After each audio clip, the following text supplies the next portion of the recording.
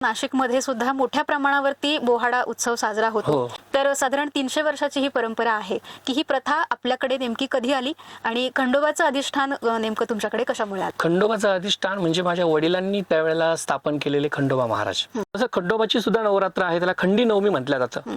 अमावस्येच्या दुसऱ्या दिवशी खंडोबा महाराजांची स्थापना होते आणि तिथून षडरात्र उत्सव म्हणजे षष्टी पर्यंत हा सगळा उत्सव चालतो, आपल्या मंदिरामध्ये चालतो। खंडोबा महाराजांची घटस्थापना होती, 5 दिवस तो उत्सव चालतो।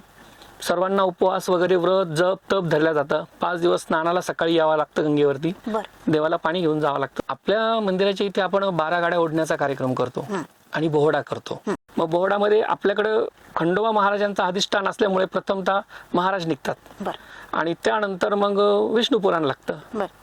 मग त्यामध्ये सर्व चालेल, म्हणजे जेवढे कच्छ मच्छ विष्णूचे जेवढे 10 अवतार आहेत तेवढे आले। शेवटाला राम येतात आणि रामायण संपवतात, म्हणजे रावणाचा वध होतो आणि मग तिथनं शिवपुराण लागतात। मग वीरभद्र भैरव हे सर्व वेताळ हे सर्व शिवपुराणात येतात।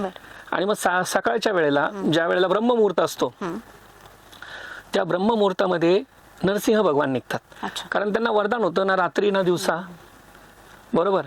त्यामुळे ते एक तर सकाळची वेळ किंवा सायंकाळची वेळ, ही रात्र पण नसती दिवसा पण नसती, तर त्या पहाटेच्या सुमारास नरसिंह भगवान निघतात। ते आटोपल्यानंतर आपल्याकडे प्रथा आहे, म्हणजे बोहड्याचीच परंपरा आहे की महिषासूर निघतात। महिषासूर निघाल्यानंतर त्यांचा वध करण्यासाठी आई जगदंबा येते, त्यांचा वध करते आणि बोहडा उत्सव समाप्त होतो।